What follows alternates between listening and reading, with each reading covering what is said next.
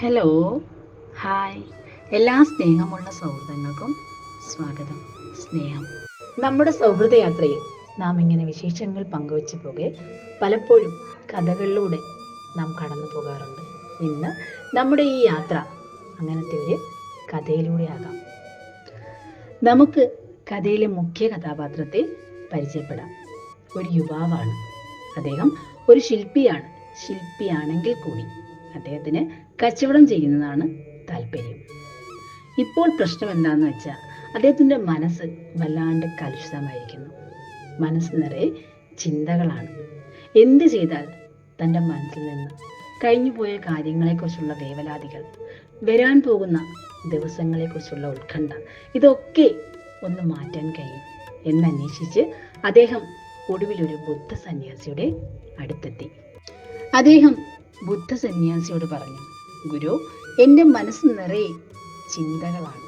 എനിക്ക് ഉറങ്ങാൻ കഴിയാറില്ല.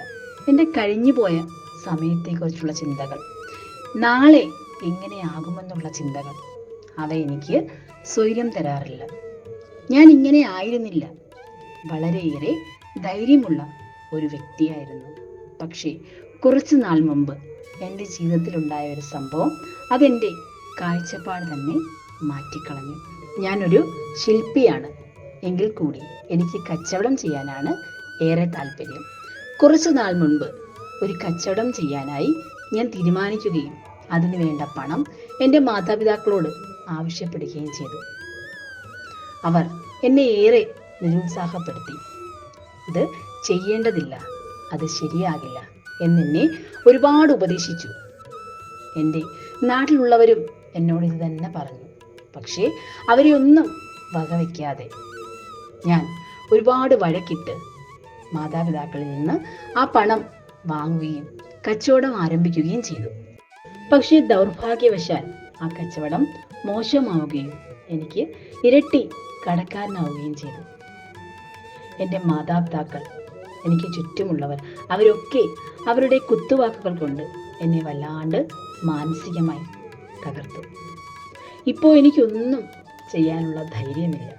എന്ത് ചെയ്യാൻ തുടങ്ങുമ്പോഴും കഴിഞ്ഞുപോയ സമയത്തെക്കുറിച്ചുള്ള ഓർമ്മകൾ, ഞാൻ ചെയ്താൽ അവ പഴയതുപോലെ ആകുമോ എന്നുള്ള ചിന്ത, ചെയ്യാതിരുന്നാൽ എൻ്റെ നാളെ എങ്ങനെ ആകുമെന്നുള്ള വേവലാതി, ഇതെനിക്ക് മനസ്സമാധാനം തരുന്നില്ല. എൻ്റെ മനസ്സിൽ നിന്ന് ഈ ചിന്തകൾ ഒഴിയാൻ വേണ്ടി എന്ത് ചെയ്യാനും ഞാൻ തയ്യാറാണ്. ഇത് കേട്ട ബുദ്ധ സന്യാസി യുവാവിനോട് പറഞ്ഞു, താങ്കളുടെ മനസ്സിലെ ചിന്തകൾ അത് താങ്കൾ തന്നെ വിചാരിച്ചെങ്കിൽ മാത്രമേ ഇല്ലായ്മയാക്കാൻ പറ്റുകയുള്ളൂ. മറ്റാരെ കൊണ്ടും അത് സാധിക്കില്ല. എങ്കിലും ഞാൻ താങ്കൾക്ക് ഒരു ഉപായം പറഞ്ഞു തരാം. തൻ്റെ കയ്യിലിരുന്ന മൺകുടം യുവാവിൻ്റെ കയ്യിലേക്ക് കൊടുത്തുകൊണ്ട് സന്യാസി പറഞ്ഞു, അവിടെ കുറച്ച് ഉരുളൻ കല്ലുകൾ കിടപ്പുണ്ട്. താങ്കൾ അവയിൽ നിന്ന് കുറച്ച് മെച്ചപ്പെട്ടവ ഈ കുടത്തിനകത്തേക്ക് നിറയ്ക്കുക.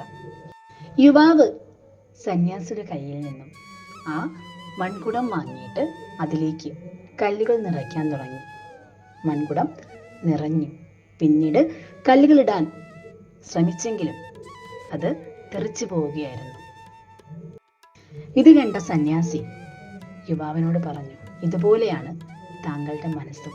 താങ്കൾ അതിലേക്ക് ചിന്തകൾ നിറച്ചു കഴിഞ്ഞാൽ പിന്നെ പഴയതൊന്ന് എടുത്തു മാറ്റാതെ പുതിയൊരു ചിന്ത അതിലേക്ക് നമുക്ക് കൂട്ടിച്ചേർക്കാൻ കഴിയില്ല. യുവാവ് പറഞ്ഞു, ഗുരു, എനിക്കതറിയാം. എൻ്റെ മനസ്സ് നിറയെ ചിന്തകളാണ്. ഒരു ചിന്ത അത് മാറ്റിയിട്ടേ എനിക്ക് പുതിയ ആശയം അവിടെ വെക്കാൻ കഴിയൂ എന്നും അറിയാം. പക്ഷേ എങ്ങനെയാണ് ഞാൻ എൻ്റെ മനസ്സിൽ നിന്ന് ഈ ചിന്തകൾ മാറ്റേണ്ടത്? എപ്രകാരമാണ്? സന്യാസി എല്ലാം ശ്രദ്ധിച്ച് കേട്ടുകൊണ്ടേയിരുന്നു. അദ്ദേഹം പുഞ്ചിരിച്ചുകൊണ്ട് യുവാവിനോട് പറഞ്ഞു, താങ്കൾ ഒരു കാര്യം ചെയ്യുക.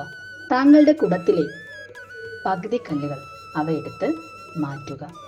അങ്ങനെ യുവാവ് പകുതി നിറഞ്ഞ മൺകുടവുമായി സന്യാസിയുടെ അടുത്തേക്ക് എത്തി. സന്യാസി പറഞ്ഞു, താങ്കൾ ഈ കല്ലുകളിൽ ഏതെങ്കിലും ഒന്നെടുത്ത് മിനുസപ്പെടുത്തി അതിൽ നിന്ന് ഒരു ചെറിയ പ്രതിമ നിർമ്മിച്ച് എനിക്ക് തരിക. താങ്കൾ ഒരു നല്ല ശില്പിയല്ലേ? യുവാവ് ഇത് കേൾക്കെ തൻ്റെ പണി ആരംഭിച്ചു. അദ്ദേഹം ഓരോരോ കല്ലുകളായി എടുത്ത് മിനുസപ്പെടുത്താൻ തുടങ്ങി. ഓരോന്നും മിനുസപ്പെടുത്തി വരുമ്പോഴേക്കും അദ്ദേഹത്തിന് തോന്നും, ഇത് ശരിയായില്ല, മറ്റൊന്ന് ശ്രമിച്ചു നോക്കാം. ഇങ്ങനെ തൻ്റെ മനസ്സിലെ ചിന്തകൾ കൊണ്ട് ഓരോന്നും ശ്രമിച്ച് അവസാനം ഒരു കല്ലുകൊണ്ട് പോലും പ്രതിമ നിർമ്മിക്കാൻ അദ്ദേഹത്തിന് കഴിഞ്ഞില്ല. ആകെ വിഷമത്തിലായ യുവാവ് ചിന്തിച്ചിരിക്കുന്നത് കണ്ടിട്ട് സന്യാസി പറഞ്ഞു, താങ്കൾ ഒരു കാര്യം ചെയ്യൂ. താങ്കൾ ഇതിൽ നിന്ന് ഏതെങ്കിലും ഒരു കല്ലെടുത്തുകൊണ്ട് താങ്കളുടെ കയ്യിൽ അതേ ഉള്ളൂ എന്ന് സങ്കല്പിച്ചുകൊണ്ട് അതിൽ നിന്നും ഒരു പ്രതിമ നിർമ്മിക്കുക.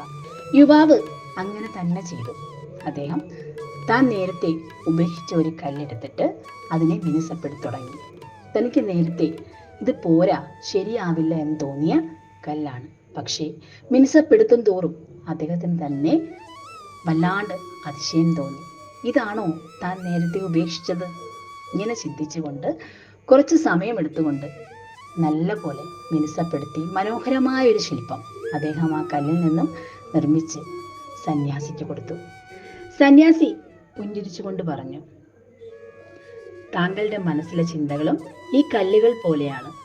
ഒരുപാട് ചിന്തകൾ താങ്കളുടെ മനസ്സിൽ ഇങ്ങനെ കിടക്കുവാണ്. താങ്കൾ പൂർണ്ണമായും ഒന്നിൽ പോലും ശ്രദ്ധിക്കുന്നില്ല.